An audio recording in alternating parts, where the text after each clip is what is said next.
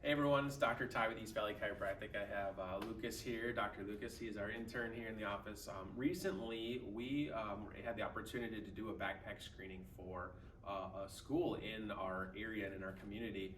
With back to school being, this time of year, obviously looking very unique this year, but we were able to do a backpack screening for some of the orientations going on at a local school. And one of the reasons why we're doing that is because backpack safety is very important, especially this year. We've heard from a lot of teachers and a lot of students that they're not actually allowing lockers in school this year. And so what that then means is that all of those books, textbooks, and iPads and notebooks and all those things are going right into your kids' backpacks. And so one of the reasons why we're doing backpack safety is because of that.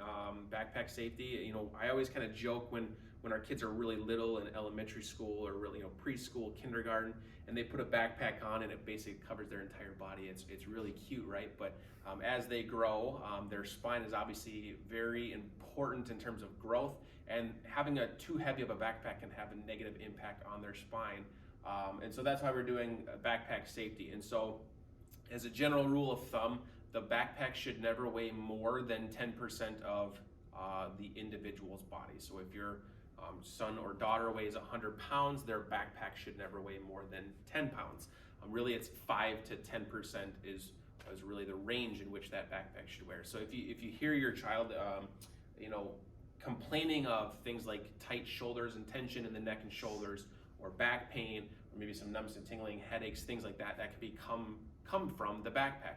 And why that is because if the backpack here weighs too much, what happens is the shoulders, or the individual, your son or daughter, the shoulders will start to round forward because they're trying to carry that heavy backpack on them. And so when those shoulders rounding, that causes tension across the top of the shoulders, into the upper part of the neck, and then down into the low back. So in our office, we have this backpack safety card that you can grab. These are some tips and tricks and things that you can do to help obviously reduce some of these symptoms showing up on your son or daughter. Just a couple of those to go over them quick is making sure, as you can see Dr. Lucas is doing, make sure to wear your backpack properly, putting those straps on both shoulders, not carrying it over one shoulder, or trying to avoid kind of like the briefcase single shoulder backpack.